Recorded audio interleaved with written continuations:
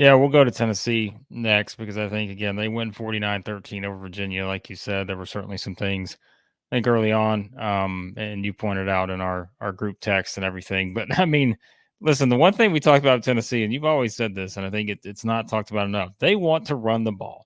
They want to get their running backs involved. And when you look at what they were doing in this game, which, again, game flow kind of helps us out too, but Dylan Sampson, who accounts for 4 touchdowns in this game, 3 on the ground, Jabari Small, right? They get 12, 13, and 13 in terms of carries in this game. And again, that may not just be a game where they're winning by double digits. That may be something we see regularly, right? This season, when you think about those 3 guys and you think about what they have, at least with those 3 guys, and we know wide receiver wise, Ramel Keaton caught a big one, I think it's 40 yard or something like that.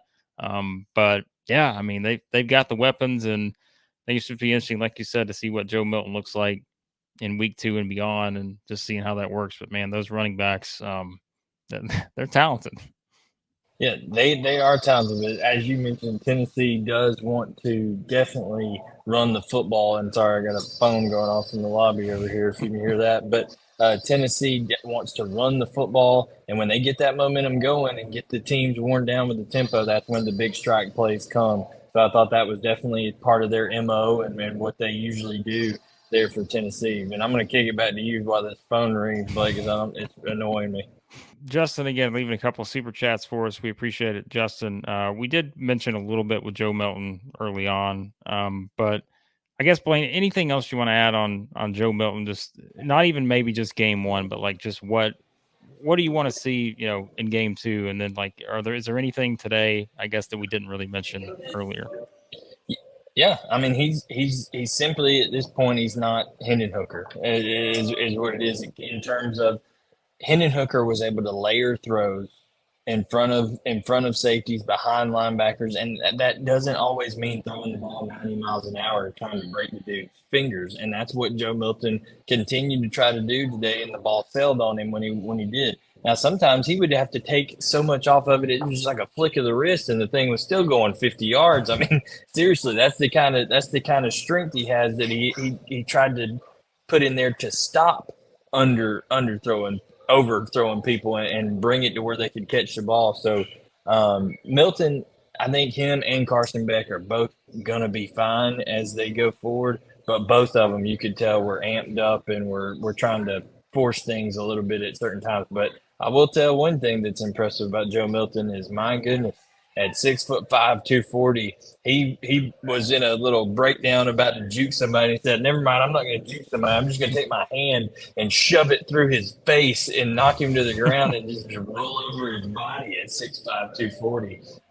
Real impressive with just his size and his athleticism. But he's got to be more accurate. And we talked about Mississippi State. The late great Mike Leach said, "You can't teach accuracy." That's a quote from him. You can't teach accuracy. So I don't know what they're going to need to do.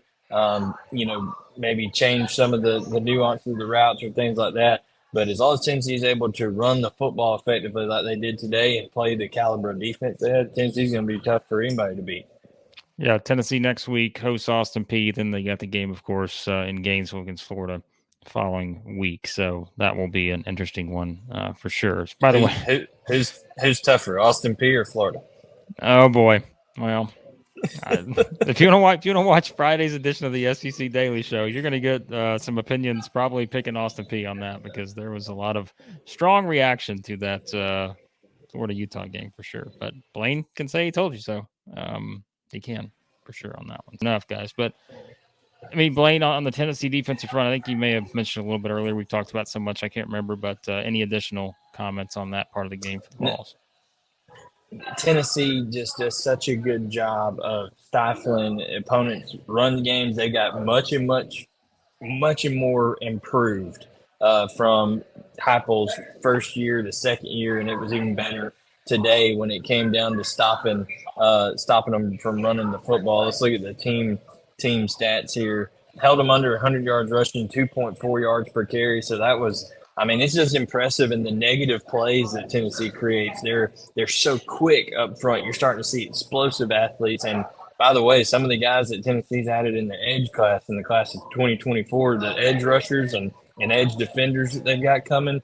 If Heupel can, keep this momentum going and they're able to get to November, get to that Georgia game with either no losses or one loss, then you could see a really special recruiting class form together for Tennessee as well. Brought it up earlier about the Tennessee running back group.